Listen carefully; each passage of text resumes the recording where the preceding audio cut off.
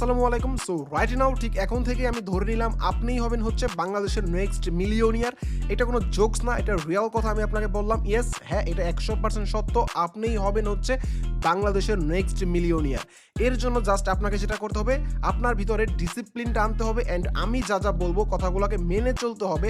যদি কখনো আপনি এমনটা মনে করেন যে আরে এ কে বলছে এটা আমি মানবো না, আমি একটু এটা নিজের মতো করে মানি, তাহলে হবে না। আমি আপনাকে কথা দিতে পারি, আপনি যদি জাস্ট একটা বছর সম্পূর্ণ আমার কথা অনুযায়ী চলেন এবং ট্রেডিং করেন, আপনিই হবেন বাংলাদেশের next millionaire. So hey guys, আমার নাম হচ্ছে সাদিকুল। আমি বিগত 4.5 বছর ধরে ফরেক্স ট্রেডিং করে যাচ্ছি অ্যান্ড 2 বছর ধরে জাস্ট আমি ইউটিউবে মেন্টরশিপ করে যাচ্ছি অ্যান্ড রাইট নাও আমার এভরি উইকে ফরেক্স থেকে প্রফিট আসে অ্যারাউন্ড $5,000 এভরি উইক। আমি আমার পরিচয়টা এর থেকে আর বড় করে দিলাম না, যতটা ছোট করে দেওয়া যায় ঠিক ততটা ছোট করে আমি দেওয়ার চেষ্টা করলাম। সো এই কোর্সটা যারা করতেছেন, এই কোর্সের হচ্ছে 2টা ভার্সন হবে। যারা এই কোর্সটা কমপ্লিট হওয়ার পরে যারা কিনবেন তারা হয়তো রেকর্ডিং ভার্সন পাবেন, বাট রাইট নাও যারা শুরু থেকে করতেছেন তারা একদম লাইভ ভার্সনটাই পাচ্ছেন। মানে আমি রেকর্ডিং করে করে আমি 2টা করে ক্লাস আপলোড করব অ্যান্ড এরপরে এই 2টা ক্লাসের উপর ভিত্তি করে একটা করে লাইভ ক্লাস হবে। সো ওই লাইভ ক্লাসটা যারা রেকর্ডিং ভার্সন করতেছেন তারা হয়তো মিস করতেছেন, বাট ডোন্ট ওয়ারি, আমি আমার প্রত্যেকটা রেকর্ডিং ক্লাসে আমি যতটা পারা যায় সুন্দর করে আমি আপনাদেরকে বুঝিয়ে দেওয়ার চেষ্টা করব। সো এটা হচ্ছে আমার প্রিমিয়াম ট্রেডিংয়ের ফার্স্ট ক্লাস।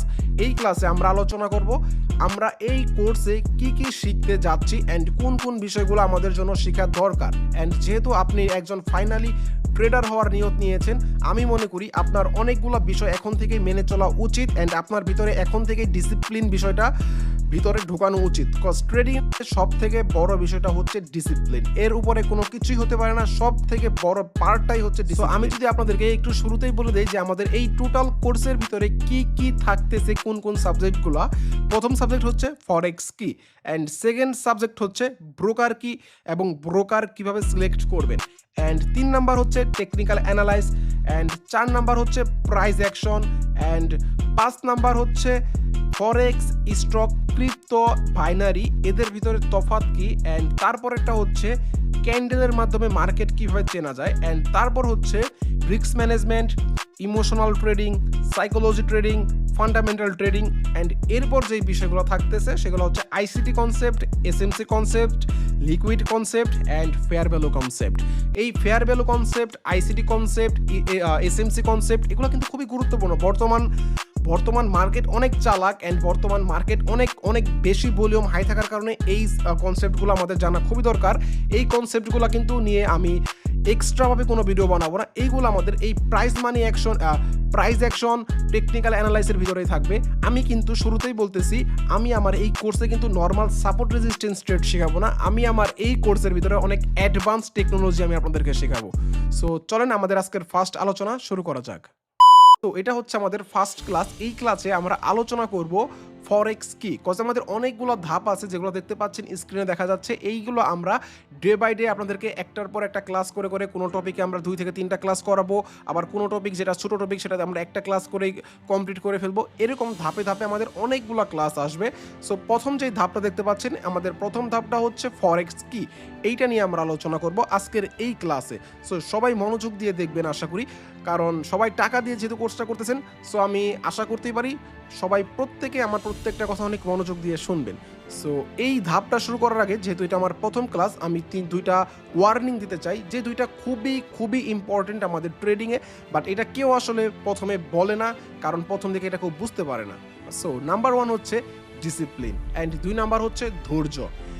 এই 2টার ভিতরেই সব কিছু লুকিয়ে আছে। আপনি প্রফিটেবল ট্রেডার হবেন না একজন লুজার হবেন, এই পুরা এত বড় যে সাবজেক্টটা, এই পুরা সাবজেক্টটাই লুকিয়ে আছে হচ্ছে এই 2টা বিষয়ের ভিতরে। একটা হচ্ছে আপনার ধৈর্য অ্যান্ড আরেকটা হচ্ছে আপনি ডিসিপ্লিন মেনটেন করতে পারেন কিনা। সো চলেন আমরা আমাদের আলোচনা শুরু করি। আমি যদি আপনাদেরকে একটু শর্টকাটে বোঝাতে চাই ফরেক্স কি, এটা আপনাদের জানা খুবই দরকার। কজ আপনি যদি শুরুতেই না জানেন ফরেক্স কি, ফরেক্স কীভাবে আসলো, ফরেক্স কোথায় কাজ করতেছে, এই ফরেক্সের এই মার্কেটটা কোথা থেকে আসতেছে, বিস্তারিত এই বিষয়গুলো যদি আপনি না জানতে পারেন, তাহলে আপনি পরবর্তী সময়ে ফান্ডামেন্টাল অ্যানালাইসটা ঠিকঠাক মতো করতে পারবেন না। ইভেন আপনি কেন এখানে বাই করবেন, কেন মার্কেটের ভলিউম এখন হাই, কেন লো, এই বিষয়গুলো আপনি কখনোই বুঝতে পারবেন না। সো আপনাদেরকে শুরুতেই জানতে হবে যে ফরেক্সটা কোথা থেকে আসলো, ফরেক্স কি, এটা কিভাবে কাজ করে। আপনাদেরকে যদি আমি শর্টকাটে বলতে চাই ফরেক্স কি, তাহলে বলবো ফরেক্স মানেই হচ্ছে ফরেন কারেন্সি বা ফরেন এক্সচেঞ্জ, এটাকে শর্টকাটে এফএক্সও বলা হয়। আমি যদি আপনাদেরকে আর একটু ডিটেলস বলি, ফরেক্স হচ্ছে একটা এক্সচেঞ্জ যেখানে ডলার কেনা বেচা করা হয়, অবশ্যই সেটা বৈদেশিক মুদ্রা। এখানে বিভিন্ন কারেন্সি বৈদেশিক মুদ্রা আমরা কেনা বেচা করে থাকি অ্যান্ড এই কেনা বেচার মাধ্যমে আমরা একটা প্রফিট গেইন করে থাকি। সো এখন অনেকের মনে প্রশ্ন থাকতে পারে যে কারেন্সি বেচা কিনা করে মানুষ আবার কিভাবে প্রফিট করে বা কিভাবে বিজনেস করে। ওয়েল, আমি একটু ডিটেলস আলোচনা করি। আমি জানি এই বিষয়টা অনেকেই জানেন, বাট অনেকেই জানেন না, এটাও আমি জানি। সো আমি শুরু থেকে আলোচনা করি। দেখেন, কারেন্সির এটা হচ্ছে একটা বিজনেস টাইপের বলতে পারেন। সাপোজ মনে করেন বাংলাদেশে রাইট নাও $1 সমান সমান 100 টাকা চলতেছে। অ্যান্ড আমরা অনেকেই জানি, কিছুদিন পর পরই দেখবেন যে নিউজে আসে যে ডলারের দাম বেড়ে গিয়েছে অ্যান্ড আবার ডলারের দাম ফল করতেছে, আই মিন নিচের দিকে যাচ্ছে। এই নিউজগুলো কিন্তু কম বেশি আমরা সবাই পেয়ে থাকি অ্যান্ড সবাই জানি। সো এখন মনে করেন suppose for example right now $1 সমান সমান আমাদের বাংলাদেশি টাকায় পাওয়া যায় 100 টাকা। সো এখন আপনি যেটা করলেন, আপনার কাছে 100 টাকা আছে, আপনি 100 টাকা দিয়ে আপনি $1 বাই করলেন বা কিনে আপনার কাছে রেখে দিলেন। ঠিক আছে? অ্যান্ড 1 থেকে 2 মাস পর দেখা যাবে যে মাঝে মধ্যে আমাদের দেশ তো অনেক যাক, এগুলো না বলি, আমাদের দেশে কিন্তু ডলার অনেক আপ ডাউন করে। সো দেখা যাবে যে 1 মাস পরেই আপনার এই $1 সমান সমান বাংলাদেশে হয়ে দাঁড়াবে 118 টাকা বা 110 টাকা। সো ঠিক 1 মাস আগে আপনি $1 কিনেছিলেন 100 টাকা দিয়ে, আর এখন ঠিক 1 মাস পর সেই ডলারের দাম হয়ে দাঁড়ালো 110 টাকা। সো আপনি কিনেছেন 100 টাকা দিয়ে, রাইট নাও আপনার সেটার ভ্যালু হচ্ছে 110 টাকা। মাঝখান থেকে 10 টাকা আপনার প্রফিট। এটাই হচ্ছে আপনার লভ্যাংশ। সো আশা করি কারেন্সি বিজনেসটা কেমন হয় এটা আপনারা বুঝতে পারছেন। সো আপনি যদি এখন ফরেক্স মার্কেটে প্রবেশ করেন তাহলে সেখানে দেখতে পারবেন কারেন্সি বিজনেসের পাশাপাশিও সেখানে মেটাল রয়েছে, বিভিন্ন উপাদান রয়েছে, বিভিন্ন ইউএস স্টক রয়েছে, এছাড়াও ক্রিপ্টোকারেন্সি রয়েছে। তাহলে ফরেক্স যদি ফরেন কারেন্সি হয় তাহলে সেখানে উপাদান বা এই মেটালসগুলো কই থেকে আসলো, এটা যদি আপনাদেরকে আমি একটু ব্যাখ্যা করি।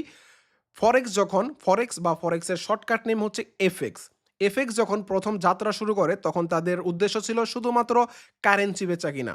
বাট যুগের সাথে তাল মিলিয়ে ফরেক্সটা অনেক পপুলার হয়ে যায়, যেহেতু এটা ইলেকট্রিক মাধ্যম। দ্যাটস মিন এরপরে এই ফরেক্সের ভিতরেই আমরা কমিটিক্স পেয়ে যাই অ্যান্ড হচ্ছে বিভিন্ন উপাদান পেয়ে যাই, অয়েল পেয়ে যাই, শেয়ার পেয়ে যাই, ইউএস মার্কেটের স্টক পেয়ে যাই অ্যান্ড এখন তো ক্রিপ্টোকারেন্সিও আছে।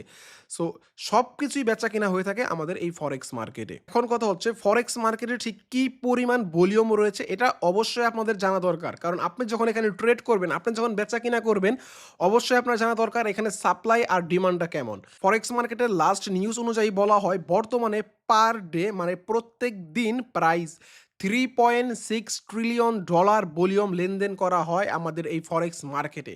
সো বুঝতে পারতেছেন এখানে বিলিয়ন না, এখানে ট্রিলিয়নারের হচ্ছে হিসাব নিকাশ হয়ে থাকে। সো এখানে হিউজ পরিমাণ টাকা পয়সা রয়েছে। যদি আপনি জাস্ট ডিসিপ্লিন অ্যান্ড ধৈর্য মেনটেন করে আপনি আপনার মেধা পরিশ্রম ঠিকঠাক করে টাকাগুলা নিজের কাছে নিয়ে আসতে পারেন, তবেই আপনি একজন সফল ট্রেডার। তবে এর জন্য আপনাদেরকে শিখতে হবে অনেক কৌশল আপনাদেরকে অবলম্বন করতে হবে, যে কৌশলগুলো আমরা আমাদের এই কোর্সের মাধ্যমে ইনশাআল্লাহ আপনাদেরকে আয়ত্ত করাতে শেখাবো। আশা করি আমি খুবই শর্টকাটে বোঝাতে পেরেছি যে ফরেক্স মার্কেট কি অ্যান্ড এটা কিভাবে কাজ করে। সো এখন কথা বলা যাক, আমি ভিডিওর শুরুতেই যে দুইটা টপিক বলেছিলাম, ডিসিপ্লিন অ্যান্ড হচ্ছে ধৈর্য, এই দুইটা জিনিস কেন খুবই ইম্পর্টেন্ট। ওয়েল, শুরুতেই যদি আমি ধৈর্যের কথা বলতে চাই তাহলে আমাকে অনেক কিছুই বলতে হবে। সাপোজ মনে করেন আপনি একজন ব্যবসায়ী, যারা ফরেক্স ট্রেড করে এরা প্রত্যেকেই কিন্তু ফরেন কারেন্সির বিজনেসম্যান, প্রত্যেকেই ফরেন কারেন্সির ব্যবসা করে এখানে, ঠিক আছে? সো আপনি একজন ব্যবসায়ীর ভিতরে অনেকগুলা গুণাবলী থাকা দরকার। তার ভিতরে খুবই দরকার হচ্ছে ধৈর্য। ধৈর্যটা কেন দরকার? সাপোজ মনে করেন আপনি আজকে 1 ইউএসডি কিনতে চাচ্ছেন। আপনার কাছে আছে হচ্ছে 100 টাকা, আপনি 100 টাকা দিয়ে 1 ইউএসডি কিনতে চাচ্ছেন। বাট আপনি জানেন মার্কেট যেহেতু ওঠানামা করতেছে, আপনি একটু ধৈর্য ধরলে 1 থেকে 2 ঘন্টা বা 2 থেকে 3 দিন ওয়েট করলে আপনি এখন 100 টাকা দিয়ে 1 ইউএসডি পাচ্ছেন। বাট 1-2 দিন অপেক্ষা করলে আপনি 99 টাকা বা 98 টাকা দিয়ে 1 ইউএসডি পাচ্ছেন। বাট সামটাইম দেখা যায় আমাদের ট্রেডারদের ভিতরে আমরা নতুন, যেহেতু আমরা এটাকে বিজনেস হিসাবে নিতে পারি না, যেহেতু আমরা নতুন, আমাদের সাইকোলজি ভাবে কাজ করে না।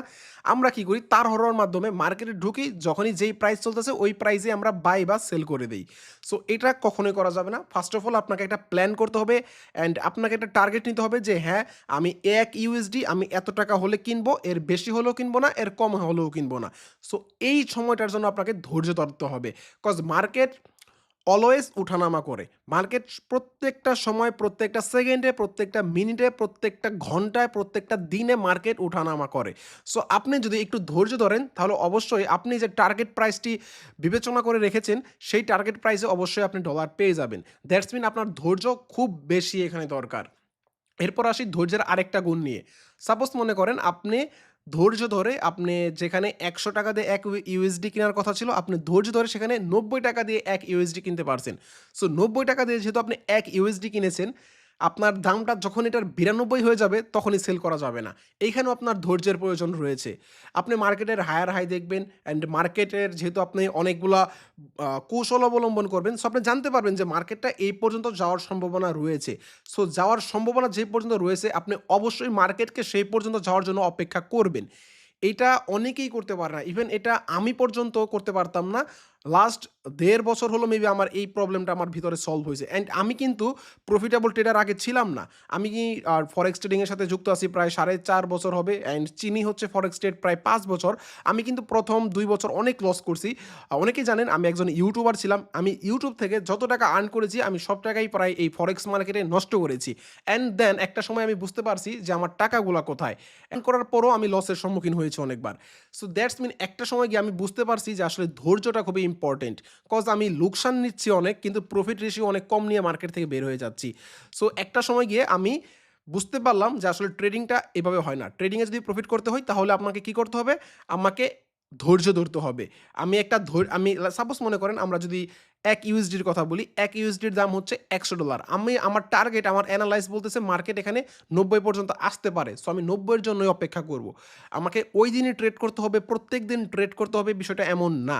আমি ধৈর্য ধরব যেই দিন আমি ৳৯০ য় ১ ইউএসডি পাবো সেদিন আমি কিনবো। এরপর হচ্ছে আমি এনালাইজ করব মার্কেটটা কত দূর অবধি যেতে পারে। সো আমার আমার এনালাইজ অনুযায়ী আমি দেখতে পেলাম মার্কেটটা ৳১২০ পর্যন্ত যেতে পারে। সো আমি অবশ্যই ১২০ পর্যন্ত যদি আমি নাও প্রফিট গেইন করি, অন্তত আমি এর ৫০ বা ৬০% প্রফিট আমি অবশ্যই গেইন করব। সো এই গেইনটা করার জন্য আমাকে অপেক্ষা করতে হবে। কারণ ফরেক্স হচ্ছে রিয়াল মার্কেট। এটা কোনো বাইনারি ট্রেডিং না। বাইনারি ট্রেডিং নামক কোনো গ্যাম্বলিং না এটা যে আপনি প্রতি ক্যান্ডেলে এখানে জুয়া খেলতেছেন। সো আপনাকে এটাকে রিয়াল মার্কেটের সাথে আপনাকে আন্তর্জাতিক ব্যাংকের সাথে আপনাকে ট্রেড করতে হবে অ্যান্ড আপনাকে অপেক্ষা করতে হবে। সো ধৈর্য এখানে খুবই ইম্পোর্টেন্ট।